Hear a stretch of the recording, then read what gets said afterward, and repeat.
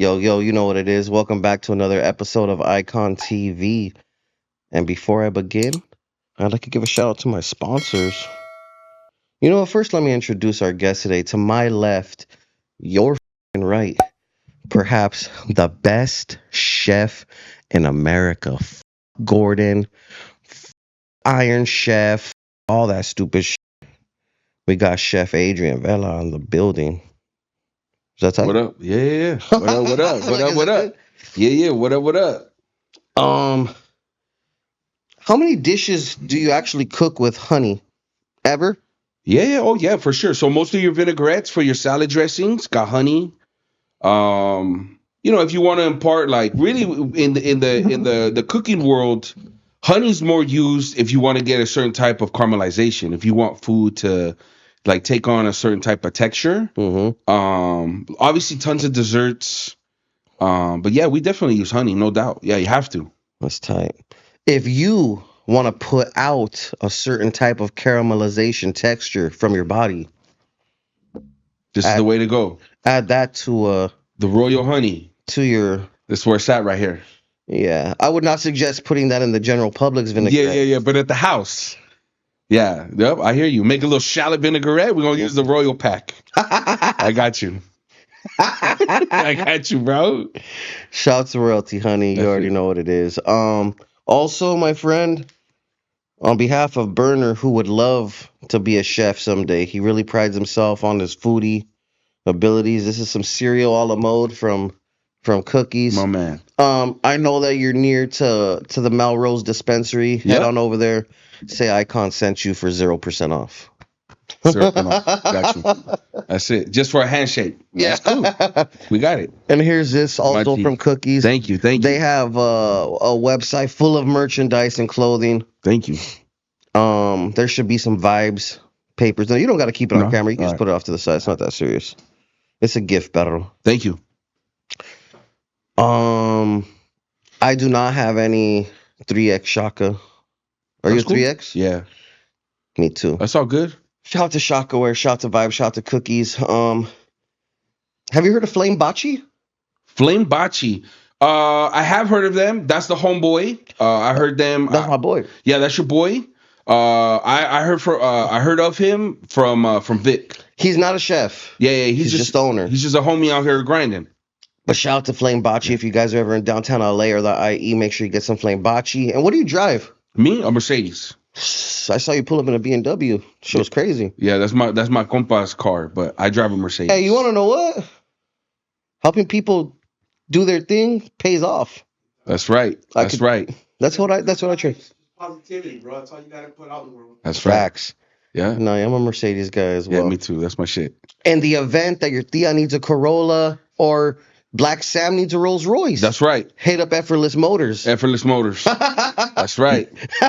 Shout out to my You don't even sponsors. need to pick up your phone. That's how effortless. Shout out to Effortless Motors. Those are my sponsors. Shout out to them. That's it. Damn, the chef is in the building. Where do we begin? That's it. Let's just start with the most recent shit, and then we'll go back into history. What was it like being contacted to help facilitate the creation of Marathon Burger? Is that a crazy? No. Yeah. That's it. Yeah. I've known the Marathon guys for a long time. I linked up with JP a long time ago. Shout out to Jorge. Shout out to my boy JP. And at that time, obviously, Nip was still around. And so, we just linked up. They came to Catch. Obviously, at that time, Catch was the craze. It was the big up-and-coming restaurant. And yeah, just kind of through there, we just kept breaking bread. We kept showing love. They kept any big, celebration or anniversary or whatever, JP would roll through.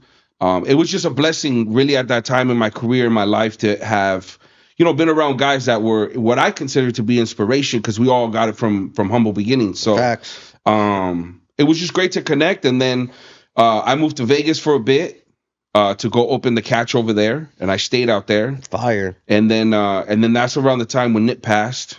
So then, even then, there was I wanted to always pay it forward and always be there for them. And then I remember We had the all white event, which was a memorial celebration for Nipsey at Catch in Las Vegas. That's beautiful. So, I've always just tried to be there for them as much as I can. I really believe that food is what brings everyone together. I really Facts. believe that it's like really impactful.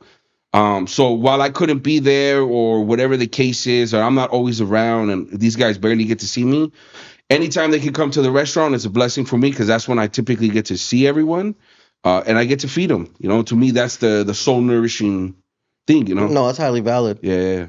That's dope, man. That's crazy. How did you first of all, nah, I'm not even gonna put JP out there like that. Like, shout out to JP and Letty. How the do you become one of the main people at Catch? Where does that start? Yeah, it was a grind, man. So I was a chef before. Where? An executive chef at a restaurant called Napa Valley Grill. I was like, Norms? Nah, not Norms, but shout out to the homies that work at Norms. No disrespect. Napa Valley Farms. We're not pressing until we're pressing, so we're cool. Napa Valley Farms. So Napa Valley Grill. My bad. Which was in Westwood. That's where I met my compa David. Shout out to David. Shout out to David Velez, the homeboy, always coming through, taking care of your boy. I was a chef already. I had already been reviewed. I had won already some big awards. I was just kind of on the up and up. LA at the time in the fine dining scene was really starting to die. And not to mention they didn't pay. So so much of a chef isn't just about the skill. It's also trying to take care of your family. Like, how much are they going to pay you? How much is the workload? Absolutely. Catch kind of just I got hit up by a recruiter. They said, hey, they're looking for a guy. Will you consider it? My mom at the time, she had cancer and she was sick. This was right before they were about to open. I didn't feel it was the right time to leave. I didn't know if mom was going to be okay or not. We stuck around. She was cool for a little bit longer. And I joined them in February of 2017. And, at that point, I mean, that restaurant they were saying was going to do $26 million a year. I had never done that before. That shit was wild to me. Like, how does that even look? So I was so intrigued as just a student of this restaurant hospitality game. And then ever since then, I just been, I had a small stint where I left Catch, but it was short lived. They called me back, and the rest is kind of history. For the people that have never been to Catch, what exactly is the Catch restaurant? Yeah, so we're globally inspired, and what that means for us is that we know that people love pasta, we know that people love sushi, we know people love steaks. It's everything. It's everything. We're not in the business to say no. We want to be in the business to say yes. And more than that, really what catches to me is it's an opportunity to really showcase quality food, quality ingredients done by quality people, with the intent to really give you the best type of meal possible. Whether again it's just a salad and and a little bit of sushi, like you want to eat light, or homies are trying to drop 2-3 racks on a great dinner. We're everything in between. That's tight. What exactly is the most expensive thing at the Catch restaurant? One single item, not alcohol. Not alcohol. Food wise, we pride ourselves on not being overly expensive. We charge what we have to based on market price. Yeah, whatever the price is determined. Our most expensive thing right now is we have a Wagyu porterhouse that's coming from a very special farm in Washington. $195, 24 ounces. Yeah, normal. It's cool, like nothing crazy. Again, we could charge $240, $250. But again, we don't live in the world where we just want to price gouge people. We want people to feel like they're getting a great value for the level of quality that we offer. I've gone to are you familiar with the Meat Cellar in Claremont? No. It's a cool low-key steakhouse, and they serve type shit like that. Yeah. And my wife was like, well, they also are a butcher. Okay. So at the butcher counter, prime ribeye, blah blah blah, is like $30 a pound. Yeah. But to get it made for us is $60, and I was like, that extra $30 really kicks in when you eat that shit. Yeah. Way different than me or you up a steak. You know what I'm saying? I hear that. Yeah. She was like, I wonder why it's such a big difference. I was like, you're about to find out right now, my love. Professional. Yeah. Is that one of your work alarms? I feel like it is. Yeah. You're on vacation, pedal. That's I it. know. That's the problem. I gotta put it back on mute, and then I gotta Don't go. forget to put that bitch back Do on. not disturb. I just gotta leave it alone. I feel it. My phone's live on do not disturb, which Yeah. is why I was late today. Yeah. My apologies, It's all right. chef. It's all right. Shit What happens if someone's late to the kitchen?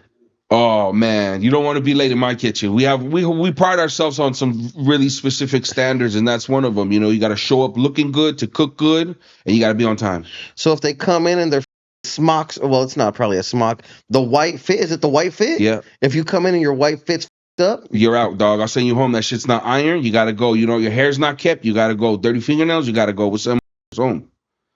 Because again, these people they're not coming and spending $60. They're coming and spending $600. So how are we going to expect them to pay top price if we don't look top price?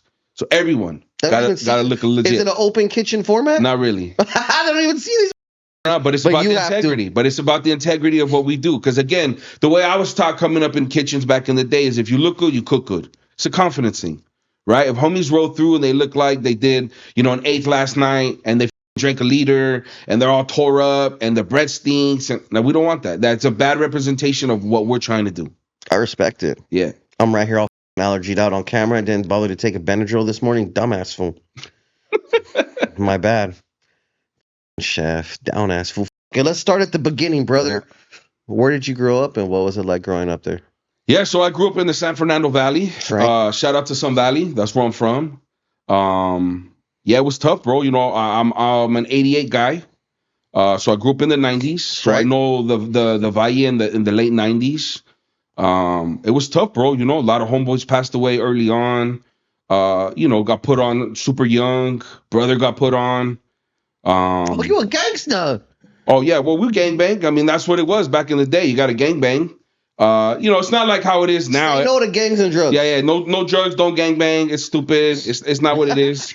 But when you ain't got shit, it's good. It takes care of you. It fills a lot of needs. So, it was tough growing up in the Valley back in the day. That was also time in an era where my neighborhood got a green light. Facts. So that was tough. I was not gonna bring that up. Yeah. So it got put on early, and then and that to me was really where I saw adulthood because homies were just getting. That shit must have been wild. I mean, everybody was rolling through at school. So I had to leave LA for a bit when I was 12, because we got the green light in the neighborhood, and then I got poked, I got stabbed in school, and then homies were just getting at you.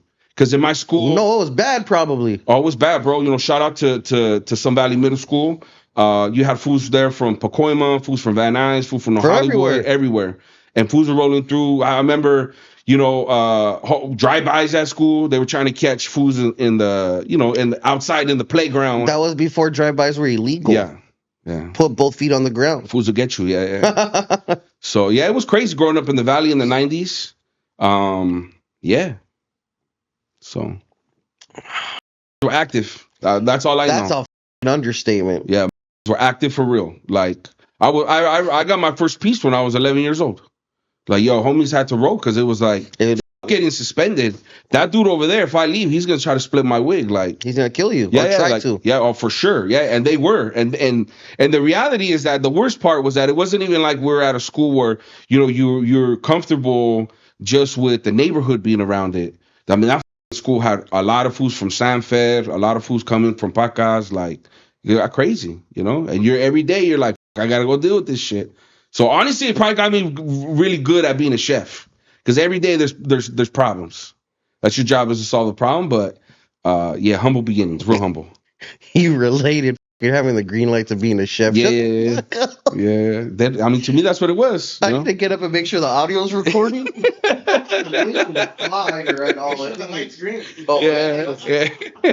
Oh, it is.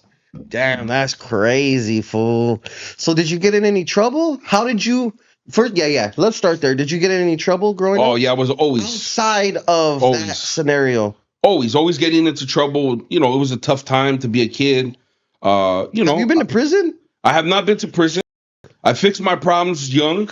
Oh, about to say, we're about to set you over there and call my wife over here. No prison time. Thankfully, it was tough, but I was constantly in trouble, as everyone was. It wasn't like, wow, this is weird. I just think that I think the reason why I make the connection to cooking is that I had a lot of pride where I was from, Yes. like too much pride. Of course. And so, you go to school and it wasn't about, going to school wasn't about going to school. Going to school was about survival and then about making sure that the other homies, whether big homies or little homies, are taken care of.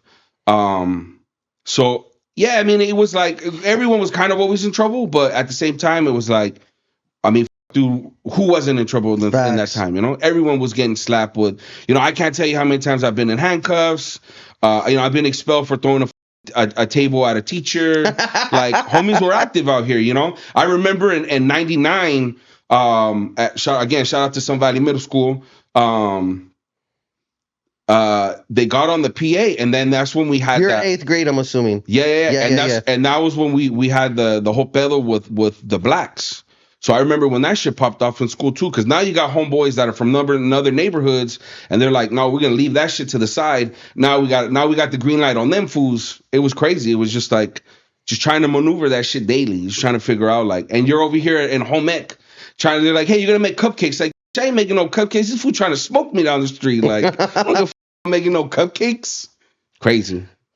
And chef with the story time right now. That's just nasty. This is fire. Chef just low key right there with his glasses, acting like nothing. Was fade down ass full. From having the green light to catch in Hollywood is vicious. I don't even know what to tell you. Well, dog, I got the best story ever. I feel like, dead ass. Like, I moved out of Vegas. I moved out of LA. We went to Vegas. Okay, yeah. So at what point do you graduate or do you? No. So when I was 12, I got expelled from school because I threw the table at a teacher. Because homegirl said that I didn't learn to read or write really till I was way later on. I was like 11 or 12. But I did a book review. Homegirl said that shit was whack. I got super mad. She kept talking shit. I threw the table at her. Next thing you know, homie's downstairs in handcuffs. And so then after, and that was maybe like 5 or 6 months after I got poked up by some fools from another neighborhood. So it was just going bad. Like, you're 12 years old and you're already having these problems. 12 years old these days don't know what the that looks like. I got a 12-year-old and a 9-year-old at my house. You lived a different life. Different. Yeah, so different. Growing up back then was not like this. No, it wasn't. I remember in '99, Sun Valley, we were killing more cops in that neighborhood than anyone. So like even cops weren't rolling through. I had a neighbor, R.I.P., who he had an epileptic seizure. And he died because nobody rolled through. Come get him. Nah, bro, they showed up like 45 minutes late. He was dead already. We were like, nah, homie's gone, bro. So it was that kind of shit. Like, I had my first drive-by when I was 9 on Thanksgiving. Some fools on the corner got murked. They rolled through. I was outside playing football. Next thing you know, homies are trying to get you because they're like, who saw what? So it's just, gladly it's not a vicious cycle. You can't end it. You just have to be positive and you got to pick yourself up out of that shit. But it's a tough environment. And that's for all the homeboys out there that are constantly having to go through that shit. Because I know there's some youngsters today that still have to deal with some of that shit. Yeah, there's still some kids that are still with that shit 100%, which is crazy. Yeah, which sucks. Because now you have all the opportunity in the world. I don't have a computer. I don't have a phone. And not only that, there's all the opportunity to get gaffled with all the technology. Before, there was no doorbell to analyze door to door to see who did it. Yeah. Oh, man, my bad. Fire. Don't worry about that. I ain't tripping. So how do you move to Vegas? When do you move to Vegas? Who moves you to Vegas? All that shit. Yeah, so Vegas pops up. My dad never really liked working here. My parents are from Mexico. My dad was like, F this traffic. My dad lived in the valley, drove to La Brea every single day. Mom in the valley, she drove to Compton every day. So they were traveling consistently. They were never really around because they had to work and then it took 2 hours to get home or whatnot. So my pop said, this, he's losing it.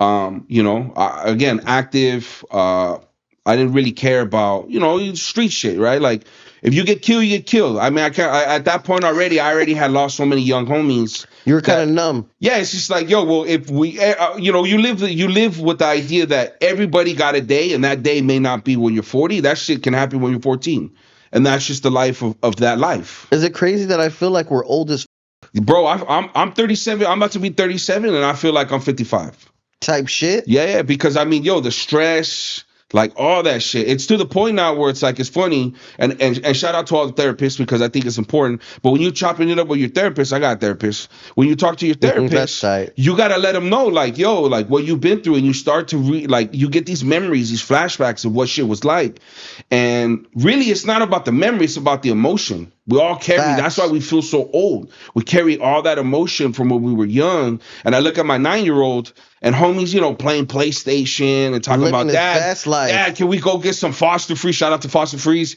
He's like, yo, I just want to, and homie's living his best life, not a care in the world. And I just know that for me, that's the greatest blessing I got. Because if my son don't have to come up like I did, yo, everything is okay. Sometimes my wife says that shit about our kids, like they're not doing what we were doing. I'm like, I'm not trying to hear that stupid shit. Yeah. Although that is highly, highly valid, like you're saying, like 10, 11, 12, we're already doing horrible things. Yeah, we're putting work in. That doesn't mean it's okay for this little fool to not be doing some normal. I don't know what the normal is, but you know what I'm saying. Yeah, but Hollywood normal. Yeah, you try to be a good student, take care of the people around you, be a good person. They're not on drugs or in the streets. They're not on drugs or in the streets or in juvenile. Like, man, shut the fuck up. I don't open his dresser and he ain't got a 9 stuck underneath his chonies. Like, yo, that's some real shit, Like, I remember I used to put my strap in my dad's shed behind all the nails, because you got nails that were sitting in these jars for years. Forever. And I'm like, he's ain't never gonna use that shit. Never. And the strap lived right there, It was just like, that's, you can always figure this shit out. But, it was just a different time, different era. I'm glad that this is people know this side of you, Adrian? My brother. Nobody. Like my boy David, I've known David for a long time. Other than homies from your hood, nobody. Nah. This is an expose then. Yeah. Sorry, guys. When I told you that I could get active real quick, it's because it's in there. It's not because it's phony or full of shit. Like, make sure the statute of limitations have expired. Nah. He's good. Shit, I'm almost 40. Shit, that shit expired 20 years ago, dog. That's crazy. Yeah. So you go to Vegas. Your family said, LA and its traffic. Yep. Then what? So we rode to Vegas. Vegas was tough for me when I first got there, because I still had that mentality of being active as and then you had a lot of youngsters who were raised in Vegas from families that were from LA. Specifically, of course, my luck, homies would be from Pacoima or San Fed. And then it was more of that. It was just more like, all right. But what I realized in Vegas is that, in LA, and I think everybody understands it if you're from LA, there's a level of aggression LA has that nowhere in the world has. And maybe TJ for sure. Yeah. But yeah, it was just like, they were like, nah, we ain't with this dude. This dude's something else. Like, this dude, he bang on the teacher. Like, so, I had to go and figure that shit out. I started getting into the same trouble in Vegas, which, for them, because they never seen somebody be so aggressive. No, you were hyper aggressive to them. Yeah. Over here, you were doing what you do. Like, over there, you were hyper aggressive. Yeah, they were like, yo, this kid's a menace. Yeah, he's a menace. So then I started getting into classes where you're like secluded. You can't be with anybody else. There's a bunch of troublemakers. This fool went to the shoe in school. Yeah, exactly. Yeah, it was like the bungalow out in the boondocks. You eat lunch when everybody else is finished, like second class citizen. Really, it's almost like being locked up. And it was just like tough rules. So I finally, really what got me out of that mentality was that shit was just killing my mom. My dad stayed in LA for a while to help pay for things. So it was just me and my mom in Vegas. And yeah, I just could see every night she's getting phone calls, she's getting notices. I just knew I was fucking up, and I just had to fix it. I was like, yo, I can't be this guy. I don't want to be this guy. I don't want to, the big thing in the house was for me, at least between me and my mom, was that, I didn't want to be a statistic. And man, I was living that life to just be a great one of it. So, I would say I was probably like around 13, 14, and I realized like this shit is not it. I'm out. I don't want to be this type of person no more. And then a coach came from the local high school and said, you ever play football? And I said, yeah, I played a little bit of football when I was younger. He said, man, you're a mean. He's like, I think that you'd be a great football player. And then I said, all right, but I was a big kid, not in the best shape. He's like, you're gonna have to get your ass in shape, but he's like, you got some menace in you. And then that was it. 14, go to high school. Started playing football and excelled tremendously. I started becoming, a great athlete. A lot of people. So then I think that changed the way that I thought about myself. Like, I got to be a role model. And so I still kicking it with the homies in high school, because I always felt like I always had to associate with the homeboys. So I always kicked it with them. But then they got to a point where, I really became a star athlete in high school. That's dope. And then I just tried to feel like I had to put on for the homeboys so that, at least I wasn't going to be a bad role model. I wanted to be a good role model to them. Like, yo, like in LA, it's understandable. That shit's around you. In Vegas, it's a decision. Like, you guys can make a different decision. And that's what I wanted to be. And so I got more on my like positive shit. And then I played football 4 years. Won some awards, won some state championships, started playing different sports, baseball, track and field. I own some records in track and fields in Las Vegas. So I really started to excel as an athlete. I was 18 years old. I got a handful of offers to go play college ball. Some of them were far. Family didn't want me to be too far away.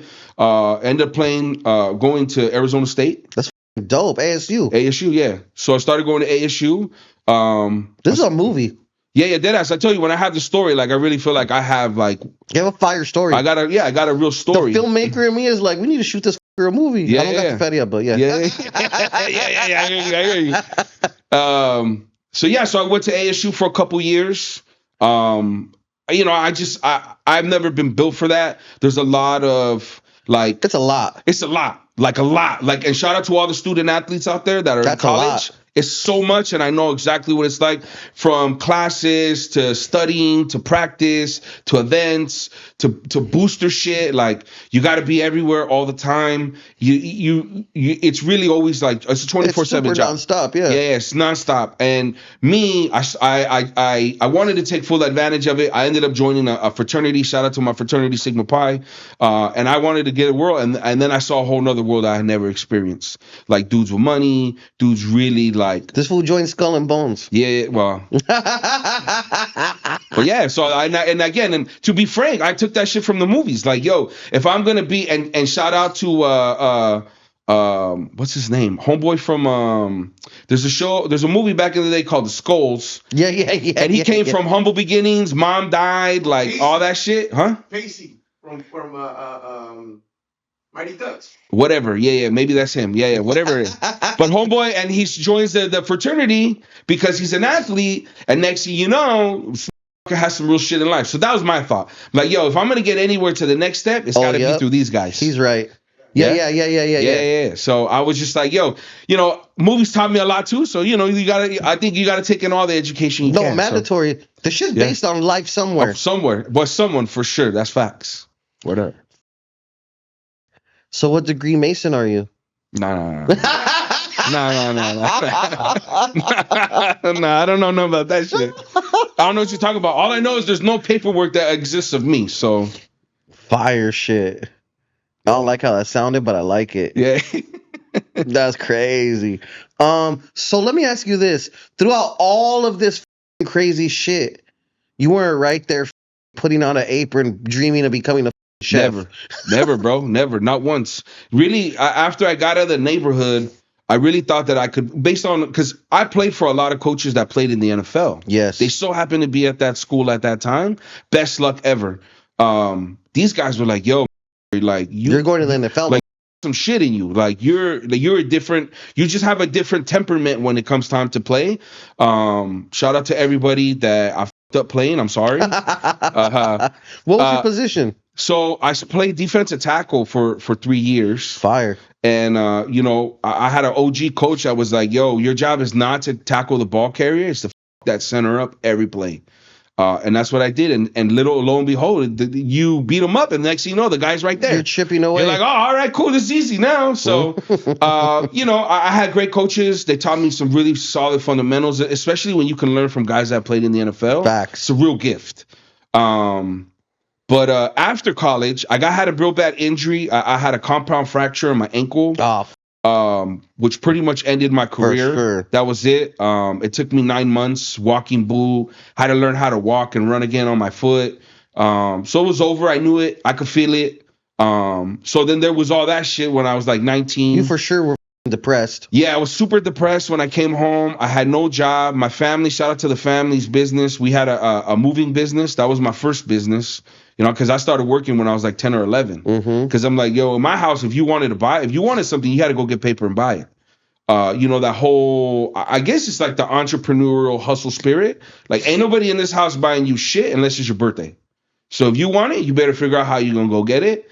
And for me, I did everything I could to get it, but I came home, I had no future. I didn't know what I was gonna do.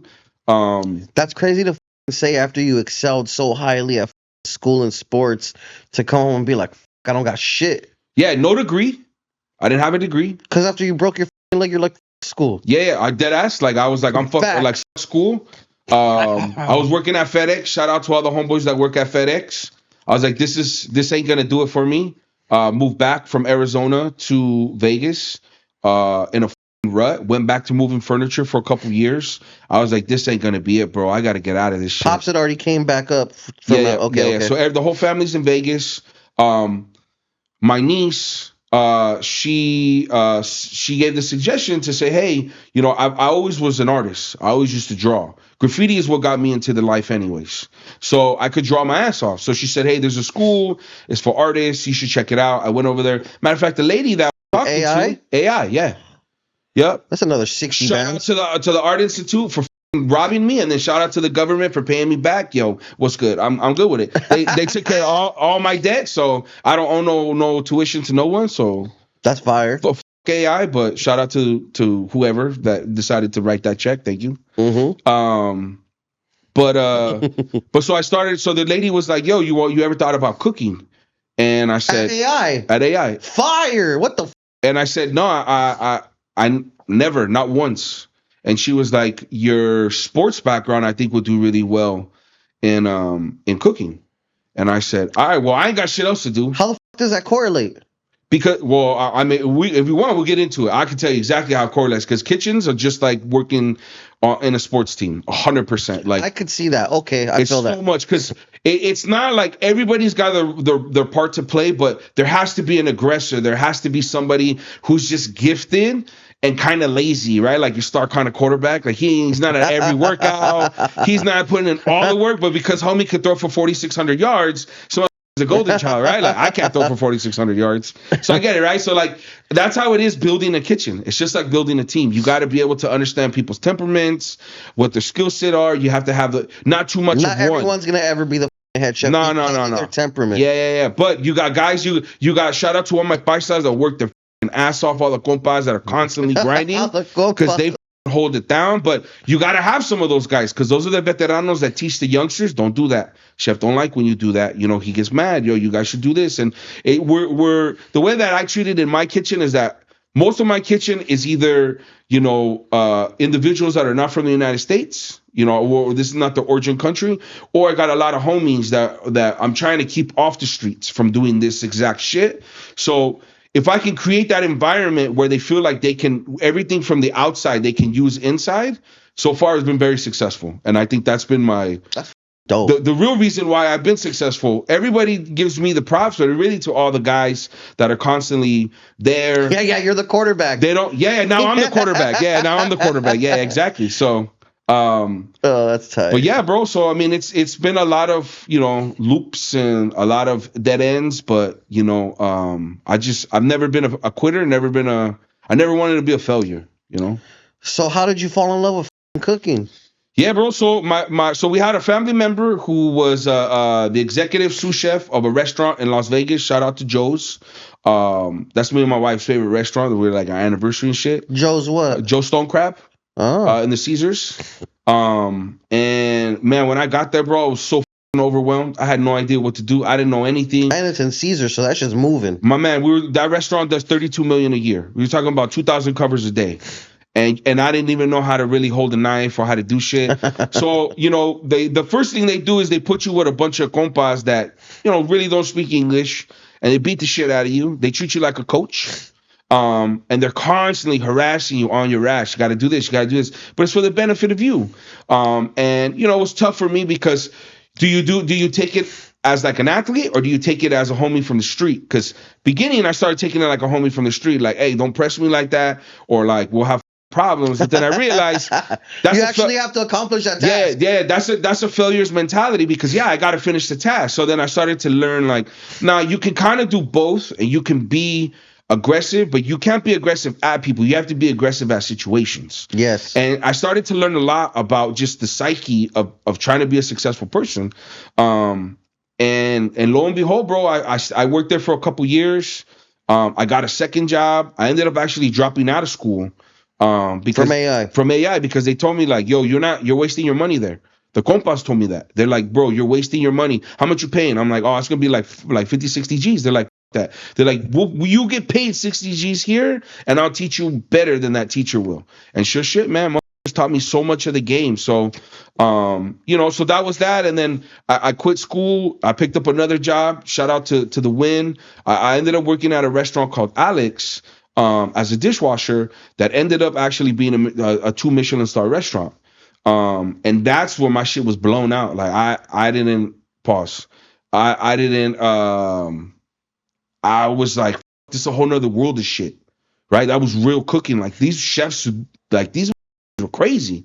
And it reminded me of practice. It reminded me of being in football practice. Being on that ass. Why, like, and just getting in your face. And now I felt comfortable because I was the athlete, not the homie. So I was like, I gotta go this route. This is exactly what I want. I've been missing this, like, this static. I love that shit. I want that shit. I know that somebody, if they're doing it to me, it's because they want me to be the best, or they have some reason, and nobody's there's a mission at hand. Yeah, nobody, because most of the time that want to press you like that, they don't care. They don't care about you. They won't talk to you. That's just how the environment is in the kitchen. So when I realized that, I realized all these people actually genuinely like me, because if not, they won't fuck with me. So sure enough, I just started grinding. I probably sleep like 3 hours a day, 4 hours a day, working 10, 12 hours from between the two jobs. And I did that for a couple years. And then I looked up, man. I working at Alex. I met a guy that was working at a restaurant in Caesar's Palace called Bradley Ogden. That was a 1 Michelin-star restaurant. And really, he's a pioneer of American cooking. And so so you got to be with a legendary chef. So I said, I'm out. I'm gonna leave both jobs, and I'm gonna go put all my attention into that place. And I worked my ass. I got there at 8:00 in the morning. I worked until 1 a.m. every day. My wife can definitely tell you. I did that for over a year. And then finally they made me a sous chef. I was this punk ass kid that thought I could cook anything in the world, could cook for shit. But the homie started, once you become a sous chef, the world changes, because now your expectation is not about just doing that job, it's about doing everyone's job. And it was a real tough, like, eye-opener for me.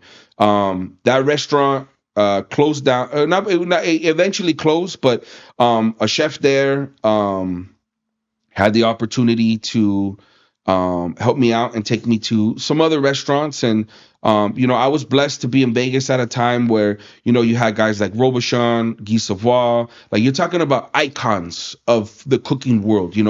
God bless Joel Robuchon.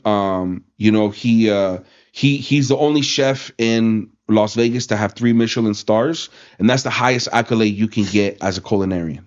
There's nothing higher outside of, for at least for the team. You could win certain awards that are really prestigious, but for your team, coming from an environment that's a 3 Michelin-star restaurant, I mean, man, it changed the game. 3 at once, not a not one, but 3. Yeah. 3 stars. Yeah, not consecutive 1 stars. No. 3. 3. That's crazy. Big dog shit. Yeah. So they were the big dogs. I've never eaten at a place like that. They're big dog places, right? Like, and the reality is that, and the funny thing is that none of us do. The only reason why we ever eat at them is because we work at them.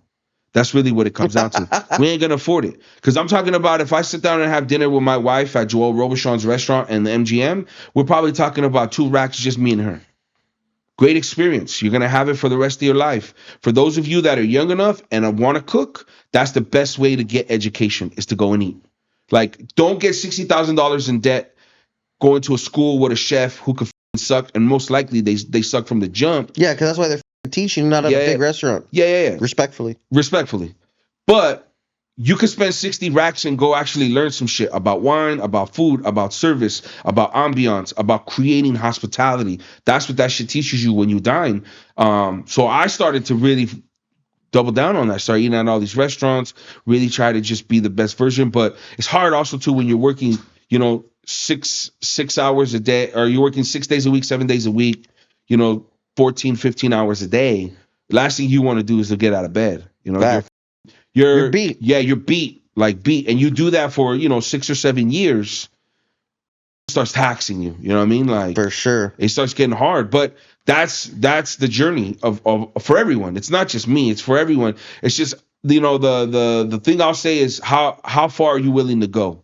And to me, I got that from the neighborhood shit. Like, in the neighborhood, how far are you willing to go? I mean, you'll put on for your neighborhood. If you're really about it, I mean, it's not a second, you don't think twice about it.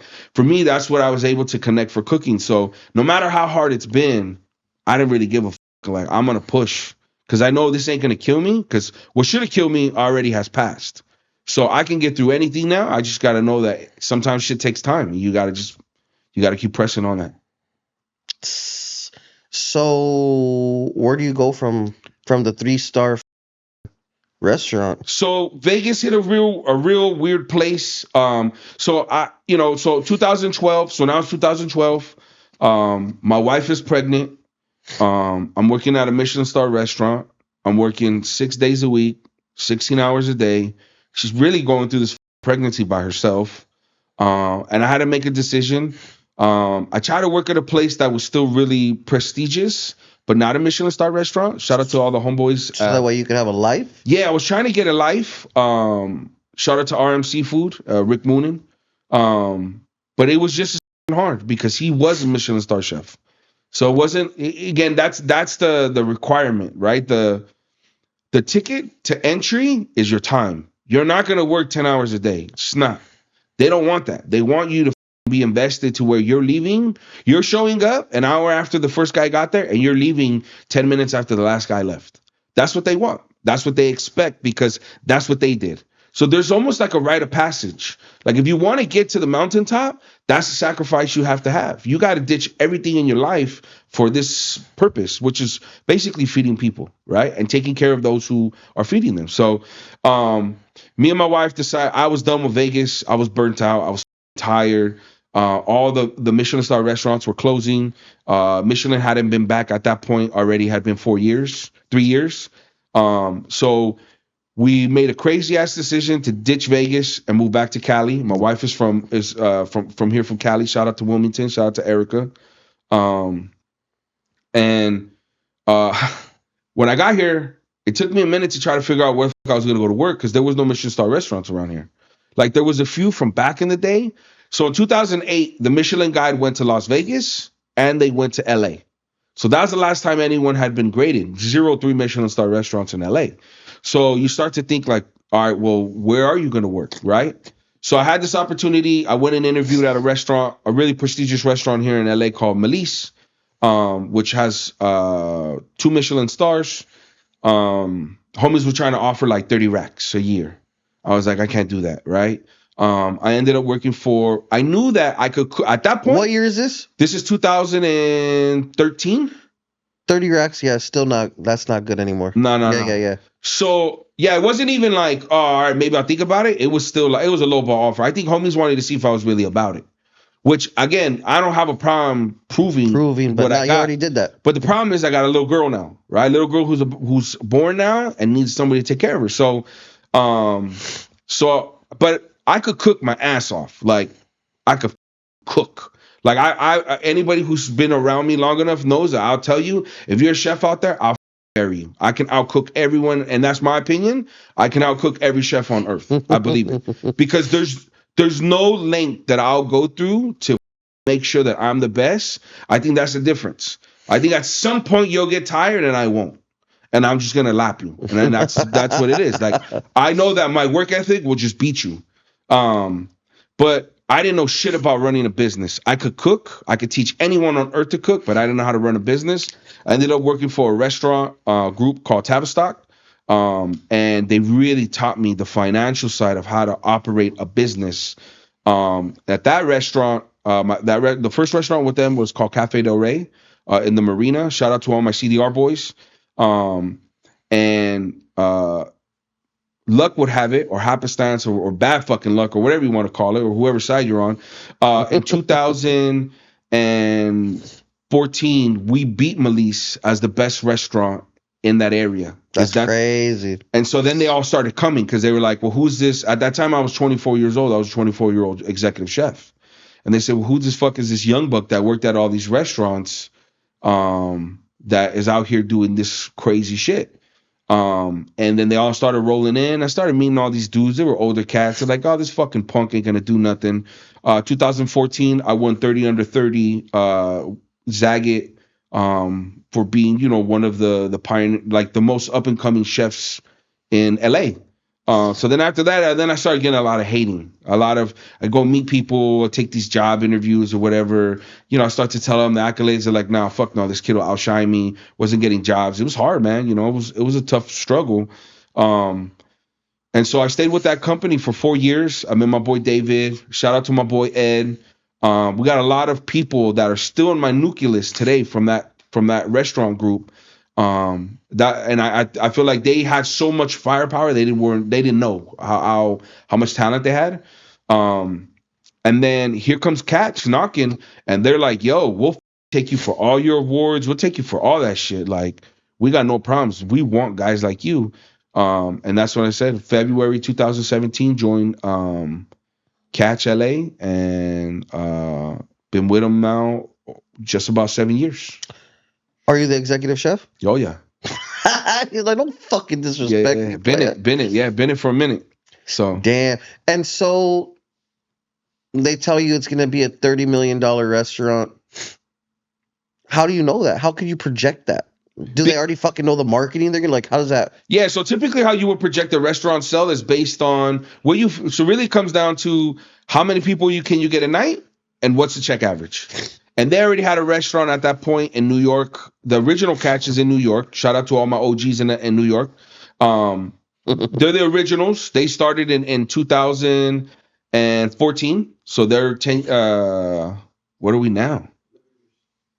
No, it's got to be maybe 2011 then. I think they're 14 years now. So they understood based on what they had been doing, what LA should be doing, or what it should do, or what it should be doing. Yeah. They got the valuation from fucking somewhere. Yeah, so they knew it. So they had a good idea. First year we did 25 million. Second year we did 26 million. 2018 we did 28 million, and that was the best we've ever done. 2018, let me tell you, like and I apologize to everybody who's watching this if you worked for me in 2018, because I know it was a hard place to be. Like, I get it. Like, we're making people really wonder if they wanted to do this shit. Gordon Ramsay shit. What the is it? Oh yeah, all day, bro. Yeah, my boy David, he was a chef too, and he worked with me for a couple years. He'll tell you, bro, like when I get into the kitchen, it's a different monster. Like, I'm not the guy that everybody knows to be chilling, like, or quiet. Like, I become another monster. And I don't mean to be a monster. It's just that it's done so much for me. It's changed so much of my life that I'm afraid if I'm not that way, that somehow I'll lose it. And I want other guys to see that if you just give a shit about what you do, man, you'll be successful. You just got to care about it, though. It's really the only thing you have to do. The second that you stop caring about it, it all goes to shit. Fucking valid. Yeah.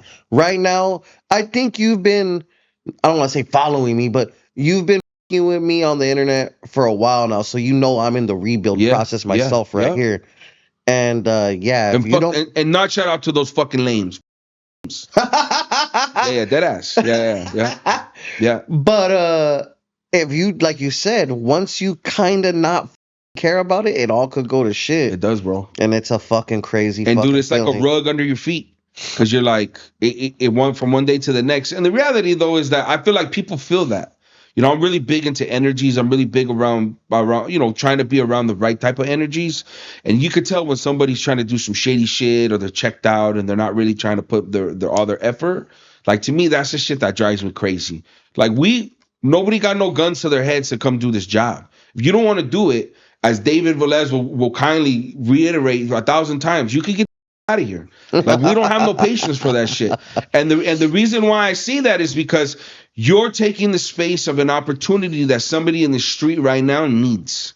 You want it. They need it. It's going to save their life. It's going to help them give a skill set that they don't have to be impoverished the whole life. They can take care of their families. So if you're not really about being like going through that, then get the fuck out. Like we got short patience for that shit. We don't put on for none of that bullshit. I don't even know what to ask you at this point. Who's the most popular person that's come through Catch? Oh man. I mean, I guess that's a matter of perspective, right? Like, has fucking Madonna been there? I can't say for sure New York. Can't say in LA. If you want to throw some celebrity, I'll tell you if they roll through or not. Because the reality is that like 1 million people have been through that motherfucker. yeah, man. Like I mean, a grip. Has Catch gotten a star? Nah. Different type of concept. Different type of What's up concept. with this food, huh? Nah. But it's funny that you bring that up, and that's a good point. Why I f with Catch and why I love Catch is because it's the same integrity, it's the same standards, the same expectation. Imagine if you worked at a place where you knew that you'd never get the result, but you don't give a you're still crazy about it anyways. Fire. That's what working at Catch is like. And the reality is that why is it not? Is it like not eligible? yeah, because it's too big, it's too glitz and glamour. Like they feel like it's unfair. And it's also not our style of service, right? Like those restaurants are really high. That's a fine dining restaurant, right? And when you say fine dining, it's not about just the price point, but it's about the experience, right? At a fine dining restaurant, my goal to provide you the service that's in your head that you're not telling nobody, right? So like, there's a great scene in a show, and I don't know why everybody's hating on it. And honestly, they should stop being fucking haters. Shout out to the Bear. There's a scene in there. That shit's hard, fool. But everybody's like, oh, but you guys don't know because you ain't lived it. I lived it. I worked in 11 Michelin stars. Accurate. Total. Accurate as fuck. Because the reason why they think it's not or they think it's bullshit is because their mindset has prohibited them from living that life. There's a scene in that show where homeboy overhears them talking about a slice of pizza in Chicago and they didn't get to have, and he runs his punk ass down the street. That, yes. And he gets it, and that is what that fine dining is about. It's not about the tablecloth, it's not about the wine glass, not about the wine program, it's not about the food, it's about the experience. Can you have a glass of beverage, a piece of food, somebody who's responsible for taking care of you, all at the same time, working seamlessly and being there to care for you? We're hard. That's hard to do that. When you're doing, at Catch on Saturday, my man, I do 900 people. That's I'm feeding 900 beings. A lot of humans. Hard. The bandwidth is not there. Like we're just not in the same game. But our standard is what we expect from every person in the back, every person in the front, from the managers to the chefs. We expect this shit to be flawless and do 900 covers. And that is, in my opinion, insanity. And that's why I'm addicted to it. That's why I love Catch. Shout out to Catch. Because Is it Zagat? Is it Zagat? Zagat? What is it? How do you say it? Zagat? Zagat, yeah. Is it Zagat rated? Yeah. If I'm not mistaken, Zagat is now started. I mean, they really have faded away over the last couple of years. Bottom line is the shit got 5 stars on Yelp. Yeah, look, I mean, the reality is Let's dumb this shit down for everyone at home. Look, the reality is that if you want to come to a fucking place where you could bring your girl, or you need to find who your next girl is, or you want to have an experience that's not like anything that you've experienced, come to fucking Catch. That's what we pride ourselves on, right? We're not just this glitzy glamour place where we have, famous people in every corner. Oh, look, there's the game. Oh, there's Stephen A. That's not what it's about. What it's about is you're going to come into an environment and we're going to take care of you the best of our ability. Just like if you were sitting in a Michelin-star restaurant, just you don't have to pay $1,000 a person. I respect it. That's the grind. How much do you care personally about getting one? A Michelin-star? Well, right here on my arms, I have 3 Michelin stars. So I He's would. like, I got him already, player. So the thing is that I've been on teams that have won them, right? Oh, so you And I've already been a got it. chef, right? So I've been a chef, not the executive chef, but I have been a salaried chef on these teams that won Michelin stars. No, you're an integral piece of that puzzle. Yes, so you've been to the Super Bowl. You weren't the fucking. I wasn't Tom Brady, but I was a motherfucker right in front of him, passing him the ball, blocking the guy that didn't fucking kill him. That was me, right? Like I was that guy. So that's what it is. You know, I think there's a lot of guys that grew up in kitchens that cooked and were cooks on those teams. I had the distinct pleasure of being a chef on those teams, having to carry that psychological burden every night. They're coming. And then you get somebody who looks like it. If you guys want to know what it's like, really, to be like to experience what it is when the Michelin person shows up, there's no movie better than Burnt. And there's a scene in Burnt where the guy puts too much cayenne in his little amuse-bouche, and he does it on purpose. Fuckers don't know what an amuse-bouche is. Amuse-bouche is a little appetizer, little something that's from the kitchen to you, right? It's a thank you for choosing us, right? But it's built really for the palate of the chef. So if you ever want to know what a chef, how a motherfucker likes to eat, you want to eat his amuse-bouche because it's really based off of what he wants. It's his gift to you. So he some because he over in France, but that whole process of them talking about their standards, what they're looking for, how they act is 1000% what it is to be Michelin rated, and it's not the work. You can get enough people to do the work. It's the psyche. Do you have the mental dexterity for the next 9 months, 10 months to cook every single night like it is your last time cooking? Because if they come in and you were 3 and you get 1, you're closing your restaurant. So this will end your life. And I'm going to be honest, a lot of chefs, shout out to all of them that have killed themselves because of the pressure. It's real. It's not a fugazi, it's not fake, it's a real thing. And it's, do you have the mental bandwidth to deal with that every day, 7 days a week until they come? And then you're gonna hold your breath for 2 months, 3 months while they actually create they create the article, and the book comes out, and you either got it or you don't. And if you don't, then you start to talk about, because you got to think, for every star you get to charge more because the experience has established a price point. If you lose 2 stars, there's no way you're going to be able to pay for your staff, pay for the products, the supplies, the food, none of that. Because now you're going from $350 a person, which is typically around the starting point for a 3-star restaurant per person, to now probably about a $175. So it's about half the price. You're fucked. You're going to be in a lot of trouble. And that's where it's like a lot of people don't understand. Because it's out of pocket to keep your price there. Every chef is the owner, or they have an owner that's the general manager, or somebody there owns it. Or there's a person who's the benefactor, they're paying for it. The investor. But if you lose it, he's out. Homeboy's pulling his money. He's like, I'm yanking it because I can't have from 3 to 1. It don't work. So, when you talk about why these guys are the way that they are, and there's a funny scene in Burnt where, he's like, yo, this guy's a 3 Michelin-star chef. This guy's like fucking Yoda. And the wife's like, or the girlfriend's like, no, he's actually like Darth Vader. It's like, well, the reality is that you have to be like that, not Yoda, because Yoda may get somebody who's willing and wanting to follow you. Darth Vader's going to make your ass follow whether the fuck you want to or not. So, a lot of people, they get nervous and scared. They're like, yo, this guy's, he's an intimidating person. But the reality is that we have to be that in our environments, because there's everything on the line. Every day that we put on our aprons, we either gonna fucking ruin our business or we make our business better. There's no in between. So what the fuck is happening right now at Catch that you're not there? Well, right now that I'm not there, I'm on vacation. Shout out to all my boys that are holding it down. Right now is the opportunity for the young guys to prove what they've learned. Right? There's a lot of responsibilities. There's a lot of things. Now, my bosses know that I'm not there, so the expectation, gets slightly trimmed down. But the expectation is that whatever the deliverables are getting done. So, Kevin, make sure you do that shit, dog. Is Kevin your sous chef? Kevin is my CDC, who's about to become an executive chef for one of our new locations that we're going to open soon. Fire. Where the fuck's that gonna be? in Scottsdale. We're going back to Arizona. Is that your idea?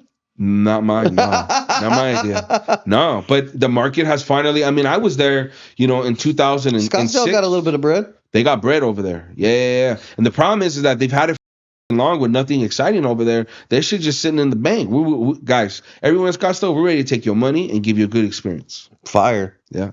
Hope you have a gang of regulars. Yeah, me too. That's what we're going for. Yeah. It's gonna be in the biggest and brightest mall in Scottsdale. That's fucking dope. Super accessible to everyone. Explain the pecking order of a restaurant position. So there's the fucking server, the host, the dishwasher.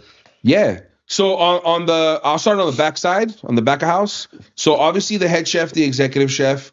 There can be another overseeing chef. Typically, a regional chef or a director of culinary or something like that. That just depends on the infrastructure of the actual business. Number two, and the reason why I start with the back of house is that there's two brigades, right? A brigade is what we call the systems in the kitchen. Yes. There's two types. There's the French brigade and there's the American brigade. In Catch, we use both. We feel that there's a lot of success in being able to do both. So in the restaurants that I came up in, the Michelin-star restaurants, typically they're executive chef owned or focused restaurants. So nobody's the executive chef in those restaurants unless you're the big dog, right? Unless you're the guy whose name's outside. Mm-hmm. He's the executive chef. So typically the executive chef or the guy running the show in a French kitchen is called the chef de cuisine, a CDC. In LA, in our Catch, we use the same. So my number two chefs are called CDCs, the chef de cuisine. That's what Kevin is. Shout out to Kevin. I have two other ones, Julian, Lindsay. Shout out to both of them. It's a hard job because you don't get the glitz and the glamour of being the executive chef, but you're doing a lot of the work. But that's how they're learning. Right? You got to be able to, cooking is not a book smart thing. Cooking is not a visual recognition thing. It's a practice thing. You got to do it consistently every day, all the time. Until it becomes so one with you that somebody can bring you a bag of shit and you can just make a dish. But until you get to that point, you got to cook every day. You got to work every day. And a lot of the problem now today in the society is that people are trying to value their time off too much, in my opinion, right? Like this is a all-in craft. It's a craft. It's not a fucking job, right? I've given enormous amount of my time with my loved ones, with my own personal life, like everything for my craft. So if I'm going to do that for that, why would I ever want to let it fail? But if you don't want to be like that, that's cool. There's a lot of environments out there that are okay with that. But you guys got to remember that y'all come to Catch. We don't fuck around. We're really serious about what we do. We take 100% of the honor in being a guy that knows that could be working in a Michelin-star restaurant, but we choose the chaos of trying to recreate a Michelin-star experience for 900 people. It's crazy. It's just crazy. It's the craziest idea you could ever think about for a restaurant concept. Going off of the CDCs or the chef de cuisines, you'll have a lot of kind of different opportunities there. You can have an executive sous chef who basically is the boss of all the sous chefs. A sous chef in a French kitchen traditionally is the number two chef. And typically you would have the executive chef owner, chef de cuisine is like the head chef, and then the sous chef in those kitchens would there'd be one or two of them, and they're the sous chef, they're the second chef. In my restaurant, I have a combination of executive sous chefs, CDCs, executive chefs, all kinds of different titles. But we do that because we want to be able to create the platform for these guys to keep advancing. If we're one or the other, if I have 5 guys that were ready to be sous chefs and I only had one sous chef spot, eventually these guys are going to leave. They're going to go and find a job to be a sous chef because the title also, you don't want to work rigorously for the next 5 or 6 years and not have the title after it. At some point, you got to go get the title. It's the only way that you can keep building the stepping stones on your resume. And that really is and then it goes into line cooks or, then there's another one that's called chef de partie. They're basically like your lead line cook. They're responsible for one department of the kitchen. They're typically the best cook. Then you got your dishwashers and whatnot. In the front of house, you got your general manager, who's typically the runs all the front of house. You'll have an assistant general manager. And then you just have like floor managers or whatever. And then the hierarchy from there, the real captain of it all really is the server. They do carry a lot of clout in restaurants, servers. Then after that, and it's actually a really funny thing. You have what's called a server assistant. And when the first time I heard it, I had never heard it working in restaurants. The first time I heard it, they kept saying, yeah, well, go get the essay, go get this essay, go get this essay. They abbreviate server assistant. So then I started taking offense to them, like, hey, I don't see no fucking essays around here. Like, yo, who are you to be calling them essays? Like, yo, I felt like that shit was mad racist. They're like, yo, chef, that shit is server assistant, bro. And I'm like, well, you guys gotta speak more clearly, because I thought y'all was calling everybody essays. Like, yeah, I thought that shit was mad disrespectful. But then it's the server assistant, and then that's really it. Then you have your bussers, your runners. There's a lot of positions but again, what I was talking about earlier, you need them all like a sports team, right? So like runners, to me, they're like your offensive line. If you got shitty runners, you got a shitty restaurant. Facts. Like you're quarterback and I'm the quarterback. So if my runners can't get that shit out there the way that they're supposed to, or block for me, I'm gonna get fucked up. All right. And so like that's, so there's a lot of hybrid positions where like the bussers are really kind of like the second string guys. They're in development. But sometimes they just do dumb shit, and you're like, "Yo, bro!" And they're in the back of house too, right? And they're dealing with dishwashers. Yeah, they're front and like, back. Pause. Yeah. So yeah, it's just it's so much like a sports team. It's just crazy, it's a trip. What are your top 5 places to eat at casually? Like, what are places you go for sure? That are my spots. So I live in Carson. And that's far as fuck. There's a few spots. There's a few spots that I always try to put on. Shout out to Tacos Sinaloa. They're my favorite taco place. They're in Wilmington, not too far. Fires. I stand on them. There's Best Donuts in Wilmington. Fucking fire. That's my go-to donut shop. I'm that kind of eater. I don't really dine out too often. I'm not a like go want to sit in a restaurant kind of diner. I will if like there's a reason. There's some big restaurants out here that you go check out and whatnot. But I'm never gonna be the guy that's gonna give you 5 super expensive ass restaurants, because I don't eat at that shit. No, right? Fine. Like like unless somebody's paying for it. Shout out to my bosses that expense my dinners. I'm not really gonna go, right? Like, because honestly, it's a fucking arm and a leg, and I know that. You know what I mean? And to be honest, I'm never really satisfied, anyways. So that's facts. So I just try to eat what I know that my expectations can match the quality, and then I'm pleasantly surprised. But to be honest, when I find some of these spots, I'll be rolling up there trying to steal their staff. So no disrespect to anybody, but I'll be trying to take that are skilled. Like, I want to bring the best into my shop, because I feel like I could give them an avenue to be the best. Dick. So I'm a dick. Yeah, for sure. That's Everyone fire. Who knows me, yeah. That's my vibes. Yeah, absolutely. Yeah, you got to do that shit. Because if you're not doing it, I mean, that's not my bad. Like, if you're going to let homeboy be as talented as he is, just kind of just off in the wilderness? Nah, I don't live in that world. Nah, I'm snatching old boy up real quick. Like, come on. Like, I'm going to bring you the catch real quick. So, yeah, there's a shout out to Ted's. That's my go-to burrito spot. Small little diner kind of vibes. Shout out to Monk's Charles Burgers. They're fucking fire ass hamburgers. I just like to eat in my community. Like, I'm really big in the community. I don't really care about the high price shit. I want to get to know people. Not perfect. I want to create the relationship with my people. Whatever it is, yeah. So, and then I will say, shout out to Sonora Town. I think they got some of the best tacos and burritos fucking anywhere in LA. I think they can go hand to hand. Downtown LA location or what? They have one in West Hollywood. They actually just opened one in Long Beach. They do Sonora style tacos. What really makes Sonora really special, I don't think they get enough acclaim, is their flour tortillas. They make the best flour tortillas. No disrespect to anybody anywhere in Mexico, but Sonora just makes, it's the flour. It's the actual trigo that they get from the fields. It's top notch shit. They have the perfect agricultural location to make phenomenal flour. Yeah. So shout out to all those spots. I fuck with you guys heavy. And shout out to Tacos El Ruso. They're the best taco, like, quick I've ever had. I love them. Where the fuck is El Russo at? It's a food truck that just be rolling through LA. Just anywhere. Anywhere. Yeah. You got to follow them, and then they post it every day, and then they like roll through. Fire ass fucking tacos. The Al Pastor, maybe the best that there is here in Southern California. And I don't say that shit lightly. Like, a lot of you guys think you guys' shit is good, and it's fucking whack. You guys, y'all need to get checked, because I'm sorry, but like, it's not good. Too many yes men around you. Oh, that's fucking rich. That's rich. Yeah, that's facts though. He said, most of you fools think your shit is good, but your shit is whack. You got too many yes men around you. Yep.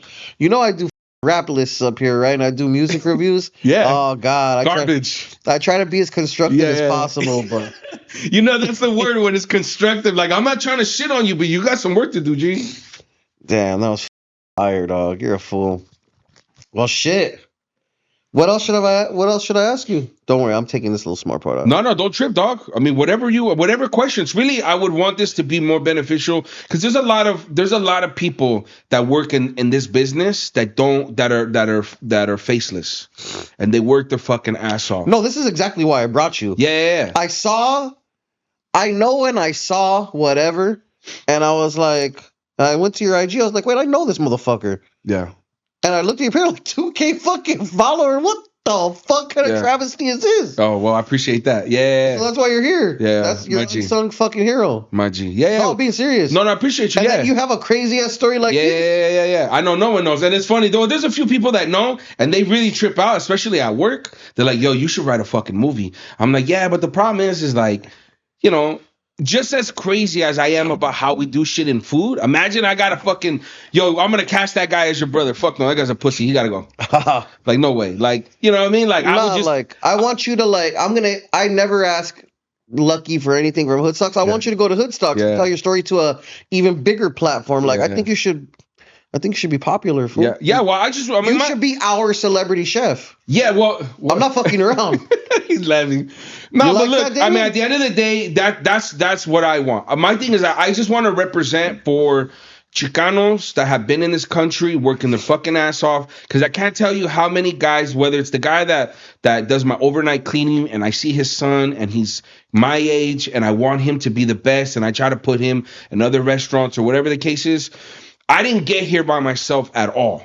I got here because of my family. I got here because of the homies. I got here because of my past experiences. I got here because of me, but it wasn't just me. And I want to pay it forward to the best of my ability, because it's not fair for all these young, talented Latinos out in the world getting shitted on because they don't got a fucking degree, or they don't got papers, or they're not from wealthy parents, or they never had a fucking fine dining restaurant. They don't know that the napkin goes, on their lap, not on their shoulder. Like, homies don't know. I just want to be that person. I want to be the guy in the middle of the street one day. Someone rolls up, hey, homeboy, will you taught me a lot of this or that or whatever. Not a role model. I want to be accessible for people if you ever have questions or help. Because I didn't get here by myself, whether it was authors or learning or talking. You just got to chop it up with gente. And I think at the end of the day, I just want to be the best representation or the best statistic for my moms for our people. Rest in peace. Yeah. So. That's fire.